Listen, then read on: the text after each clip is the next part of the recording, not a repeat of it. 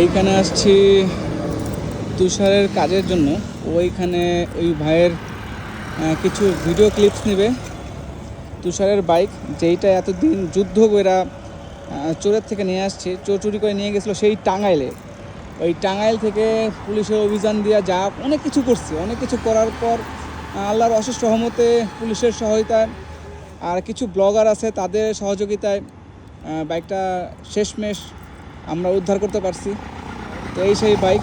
আর ওই সে তুষারের ক্যামেরাম্যান, ছবি টবি তুলে এই 300 ফিট 1 নম্বর ব্রিজে। তো ওই ভাইরা আসছে, কিছু ক্লিপস নেবে, ছবি তুলবে, ভিডিও করবে, ছোটোখাটো একটা শ্যুটিং করবে আর কি। যাই হোক, তার কাজ শেষ হলে আমরা নীলা মার্কেট যাবো, মার্কেটে ওদিকে হাঁসের মাংস খাওয়ার জন্য। তো আমার এই সেই বন্ধু ইমদাদ, তারে পাওয়া আকাশের চাঁদ পাওয়া সমান কথা, তারে সচরাচর পাওয়া যায় না, অনেক ব্যস্ত। তো কাজের ফাঁকে সে অ্যাটলিস্ট আমার জন্য সে ছোট্ট একটা সময় বাইর করে আসছে এখানে।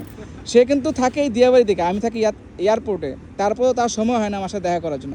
তো সমস্যা নেই বন্ধু, আমি চলে আসছি না।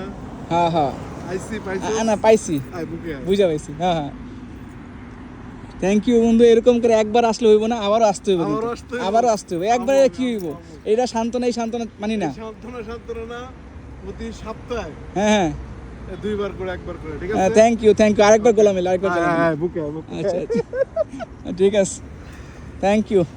আল্লাহ হাফেজ বন্ধুরা, ভালো থাকেন, আল্লাহ হাফেজ।